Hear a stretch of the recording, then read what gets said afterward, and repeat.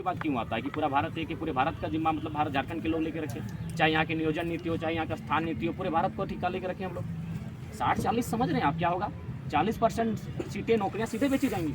आज यहीं बगल में आपका यूजी पीजी हॉस्टल है, कितने सपनों के साथ आंखों में सपने लेकर छात्र तैयारी कर रहे हैं, सब मिडिल क्लास फैमिली से हैं, खेती बाड़ी करते हैं इनके परिवार, माँ जेवर गिरवी रख कर भेजी है तो पिताजी घरों के पशु को गिरवी रख कर यहाँ तक भेजते हैं। और इस कंडीशन में आप 60-40 की बात करते हैं, 40% सीधे बाहर को बेच रहे हैं। और जब हम लोग आंदोलन करते हैं तो आप संविधान की बात करते हैं। अभी हम लॉजिकली बात करना चाहेंगे कि उड़ीसा का इंजीनियरिंग कॉलेज का फॉर्म आया, उसमें साफ शब्दों में लिखा है कि जो भी गवर्नमेंट कॉलेज है वो अन्य राज्यों के स्टूडेंट का एडमिशन ले ही नहीं सकते, उनका एडमिशन केवल प्राइवेट सेक्टर में हो सकता है। तो जब उड़ीसा भी इसी संवैधानिक देश में है, वो यदि अपने लिए नियम कानून प्रावधान कर सकता है कि केवल और केवल उड़ीसा के ही छात्रों का एडमिशन होगा, हम तो नौकरियों पर आए हैं, वहाँ तो एडमिशन तक नहीं हो सकता है। चूँकि हमारे पास कागज़ भी चाहे तो हम लोग दिखाना चाहेंगे। लेकिन ये सरकार के लोग तो बोल रहे हैं कि टेम्पोररी तौर पर आया है ना, अभी उसके बाद में हम इसको सुधार। जब ऑलरेडी 3600 टीचर की बहाली में अनुमान है कि 1200 टीचर बाहर के बन चुके हैं।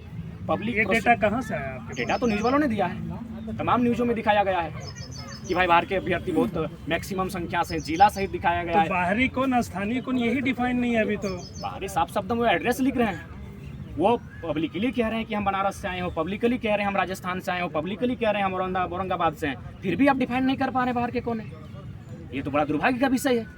इंजीनियर की बहाली में आप अन्य राज्यों को दे दिए, मेडिकल अफसर आप अन्य राज्यों को दे दिए, तो झारखंड के पास क्या बचेगा? अब तो चपरासी भी नहीं बचेगा, क्योंकि अब जो उत्पाद सिपाही है इसमें भी आप माने झारखंडित होने का प्रमाण नहीं मांग पा रहे हैं। तो ये एक दुर्भाग्य का विषय है। दूसरी बात थोड़ा संविधान की बात करेंगे, क्योंकि आज संविधान के नाम पर दिग्भ्रमित किया जाता है कि भारतीय संविधान में समानता का बात करता है, जो हमारा आर्टिकल 14 से लेकर 18, खासकर 14, 15, 16, मूल रूप से 16 की बात करते हैं क्योंकि नियोजन की बात आर्टिकल 16 करता है। अगर आप भारतीय संविधान अनुच्छेद 16 को देखेंगे तो वहाँ लिखा है कि किसी भी नियोजन में राज्य किसी भी प्रकार का भेदभाव नहीं कर सकता है। कोई भी नियोजन होगी, नियुक्ति होगी तो भेदभाव नहीं कर सकता है।